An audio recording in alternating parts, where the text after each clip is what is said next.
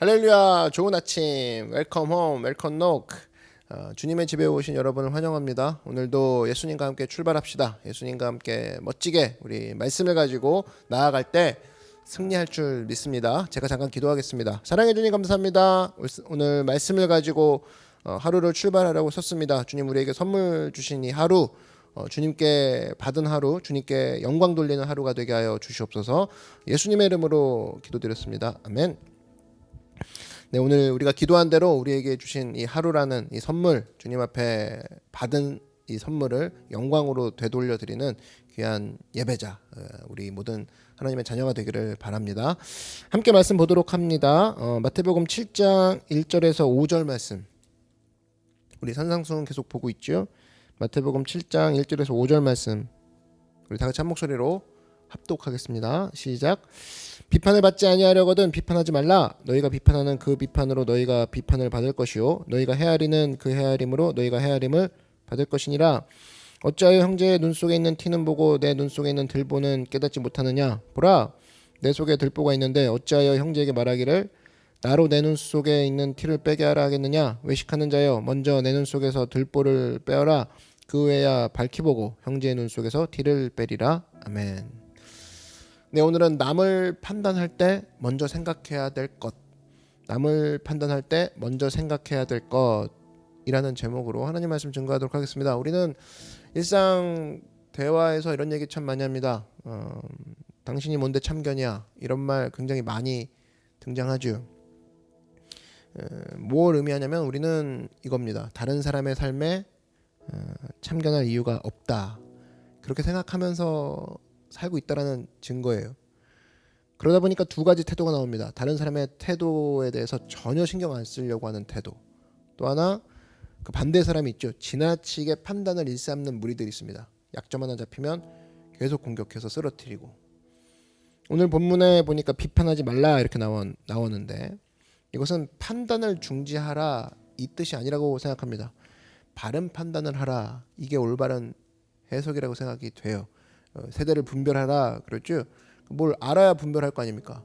바른 판단하라 그 소리입니다. 판단하지 않고 살면 바보가 되겠죠. 6절 같은 데 한번 보시면 거룩한 것을 개에게 주지 말며 너희 진주를 돼지 앞에 던지지 말라. 그들이 그것을 발로 밟고 돌이켜 너희를 찢어 상하게 할까 염려하라. 그러면 개와 돼지 이거를 구별할 줄 모른다. 그러면은 이 말씀은 실행할 수가 없죠. 순종할 수가 없겠죠. 그러니까 판단이란 건 해야 돼요. 개인지 돼지인지 판단을 해야 되는데 어떻게 해야 된다? 바른 판단을 해야 된다. 그게 중요하다는 겁니다.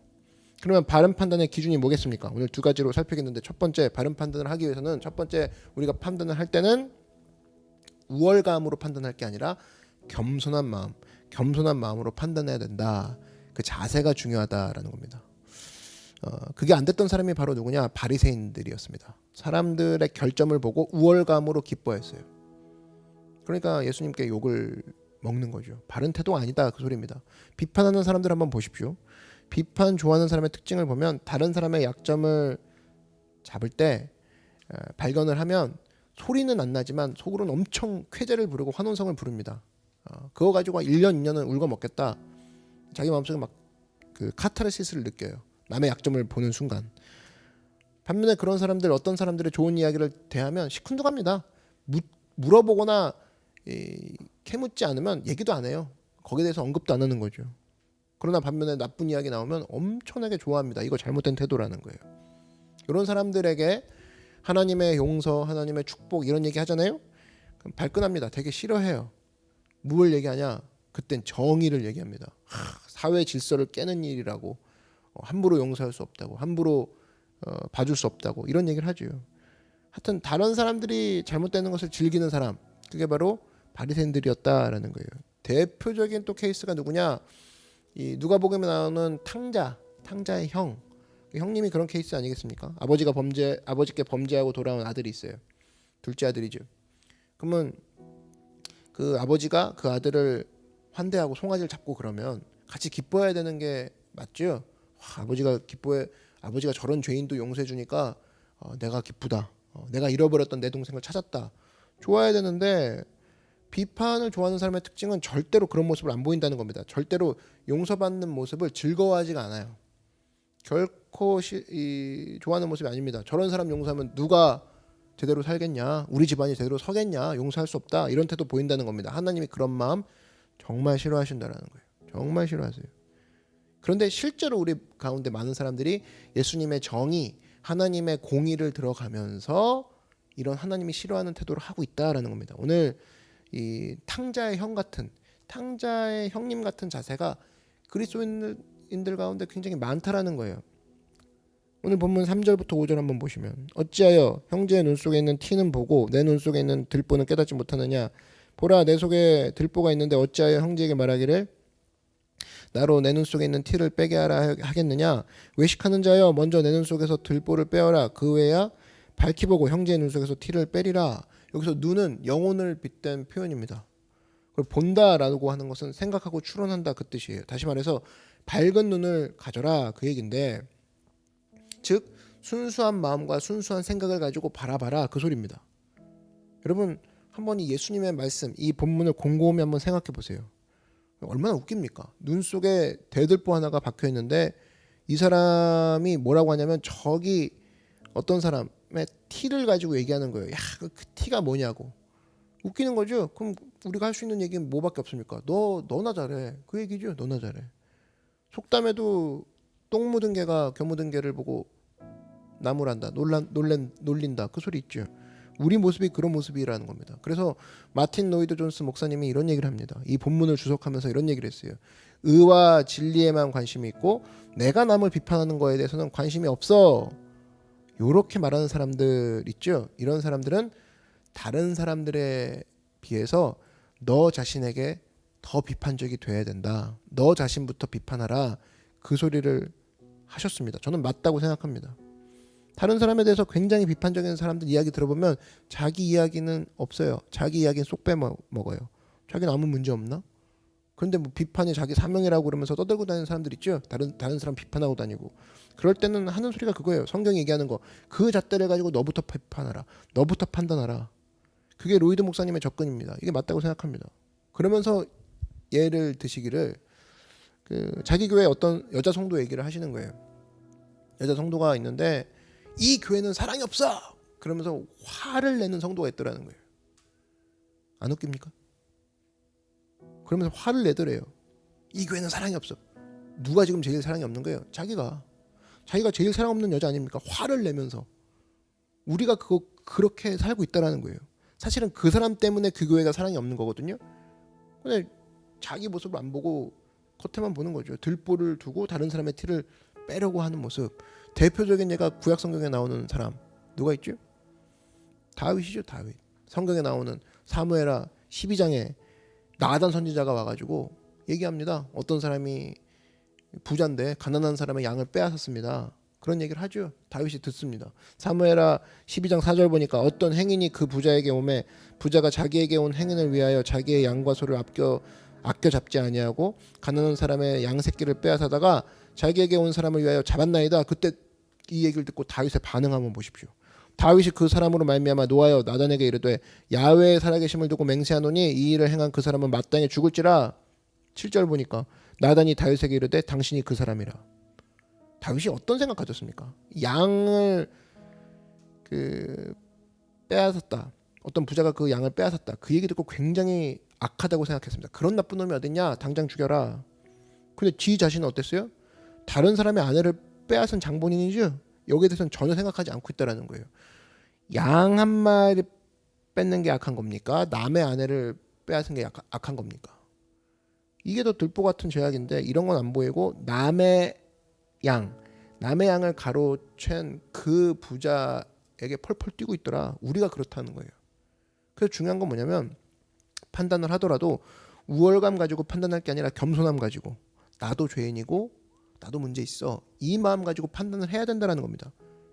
그러나 우리가 왜 판단하냐? 판단하는 이유가 뭐예요? 하나님 앞에 저 사람도 나도 온전하게 서기 위해서, 이 자세가 있어야 된다는 거예요. 그 사람을 사랑하고 그 사람도 온전하게 세우기 위해서 내가 접근한다. 그래서 갈라디아서 6장 1절에 이런 얘기가 있죠. 형제들아, 사람이 만일 무슨 범죄한 일이 드러나거든 신령한 너희는 온유한 심령으로 그러한 자를 바로잡고, 온유한 심령으로 바로잡으래요. 겸손한 마음이다, 그 얘기죠. 너 자신을 살펴보아. 너도 시험을 받을까 두려워하라. 그러므로 중요한 게 뭐냐? 이 땅의 모든 일, 여러분 주의 종입니까? 주의 사역을 해요? 모든 일에 필요한 게 겸손이에요. 겸손이 없는 순간 반드시 문제는 일어납니다. 반드시 그래요. 목회도 마찬가지, 리더도 마찬가지, 봉사도 마찬가지, 일상의 신앙생활도 마찬가지인데 겸손이 빠지는 순간 모든 게 문제가 난다는 겁니다. 그런데 여러분 진짜 겸손이 필요한 부분이 어디냐? 바로 다른 사람을 판단할 때라는 거예요. 우월감이 아니라 말씀 앞에 자기 자신을 철저히 낮춰서 나가는 모습, 그 모습이 필요하다는 겁니다. 두 번째, 올바른 판단이 되기 위해서 필요한 것은 바로 뭐냐? 추측이 아니라 사실에 입각한 판단을 해야 된다는 거예요. 추측 말고. 어떤 사람은 그런 얘기하죠.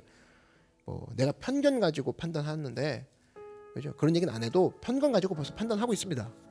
또 어떤 사람 보면은 자기 직관 가지고 판단하고 있대요. 그 얘기는 뭐냐면은 자기는 바보다 그 얘기죠. 여러분 그 이유가 뭐냐면 마귀에게 특징이 있습니다. 마귀는 항상 인간의 본능에 호소해요. 먹고 싶지, 보암직하지, 탐스러워 보이지, 그럼 먹어라. 이걸 본능에 호소하는 게 마귀의 공격 특징이거든요. 그래서 항상 본능에 호소하다 보니까 어떤 논쟁이 나오냐면, 이론이 나오냐면, 가난한 자는 언제나 오라, 불쌍해 보이잖아. 소수는 언제나 오라, 작잖아. 그게 마귀의 그 전략이에요. 그래서 동성애자들이 나오는 거고, 그래서 이상한 그 헛소리 하는 게 바로 그 전략이거든요. 본능에 호소해서 떠들게 만드는 거. 우리 대부분이 그렇습니다. 부자하고 가난한 사람이 있으면 일단 가난한 사람의 편을 들고 싶어요. 다수하고 소수가 있으면 일단 소수가 불쌍해 보입니다. 소수 편 들고 싶어요. 이게 굉장히 많다라는 거예요. 이런 케이스가. 근데 이건 판단이라고 말할 수 없다라는 겁니다. 이거는 선동이에요. 선동이라는 겁니다. 진리하고는 아무 관계가 없는 본능에 입각한. 그래서 이거는 얼마든지 쉽게 마귀의 도구가 될 수 있다라는 거예요. 그러므로 제일 중요한 게 뭐냐? 정확한 근거. 이거를 찾아야 된다는 겁니다. 근거 없는 판단 해서는 안 되고 절대로 나서서도 안 된다라는 겁니다. 잠언 18장 13절에 보니까 사연을 듣기 전에 대답하는 자는 미련하여 욕을 당하느니라. 그러니까 사연을 알기 전에는 판단하지 말라 그 얘기예요. 본능에 호소해서 본능에 입각해서 함부로 입을 떠들지 말라 그 얘기입니다. 인간의 지식은 유한하죠. 그래서 전체 상황, 전체 이유, 전체 동기, 이 모든 요소를 다 고려하고 난 다음에 조심스럽게 얘기할 수 있는 부분인데 함부로 떠들지 말라 그 얘기입니다. 특별히 남들 앞에 많이 노출되는 지도자 같은 경우 있죠. 그런 사람들에 대해서 판단할 때는 더 조심하라 그 얘기입니다. 디모데전서 5장 19절에 장로에 대한 고발은 두세 증인이 없으면 받지 말 것이요. 여기서 장로는 장로교회 장로 이걸 얘기하는 것보다는 지도자를 얘기합니다. 교회 지도자. 요즘 비슷한 건 목사겠죠. 목사나 더 영적 지도자 같은 경우. 그때 명확한 증인 두세 명 없이는 뜬 소문 거기에 반응도 하지 말라 그 얘기예요. 근거 없는 얘기로 들먹이는 것조차 하지 말라, 떠들지 말라 그 얘기입니다. 얼마나 그 경솔한 일입니까? 잘 모르는데 떠들고, 잘 모르는데 소문내고, 잘 모르는데 막 혼자 얘기해버리고. 가장 억울한 일을 당할 수 있고 본인 자체도 나중에 후회할 만한 일을 한다라는 거예요.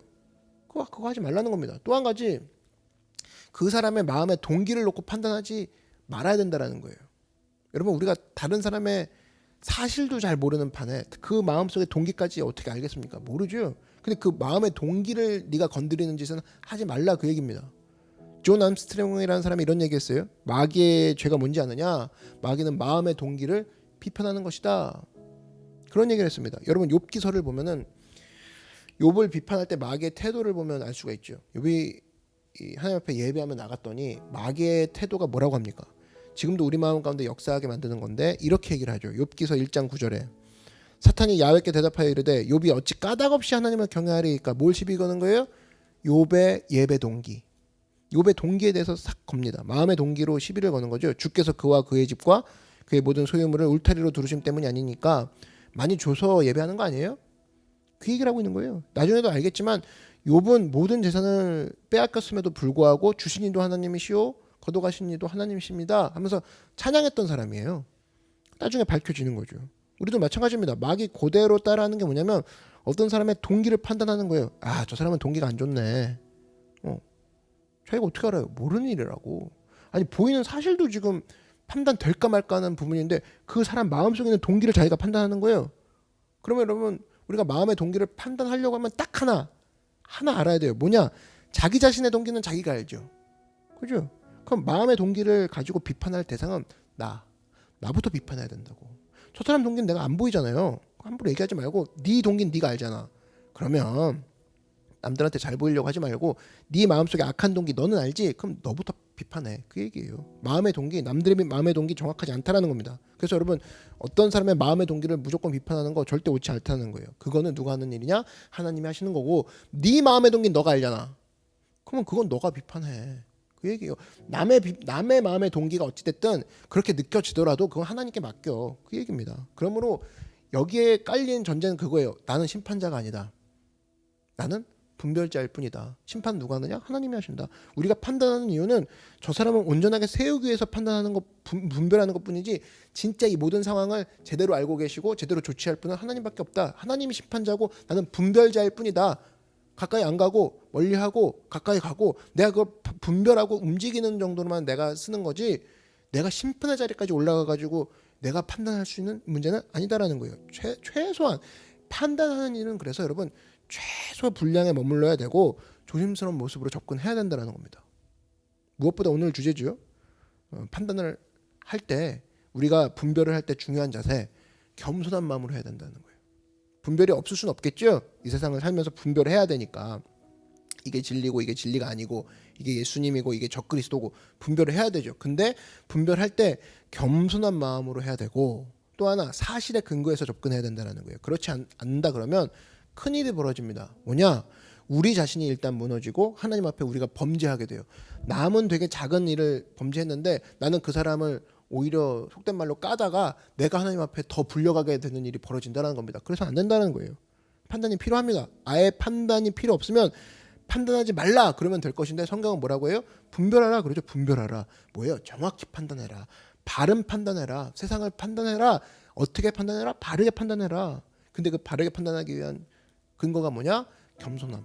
겸손함 가지고 판단해라. 그러면 너부터 바라보게 될 것이다. 범죄하지 않는 판단이 될 것이다. 또 하나 동기, 남들의 동기까지 터치하지 마라. 그 동기는 하나님만이 아신다.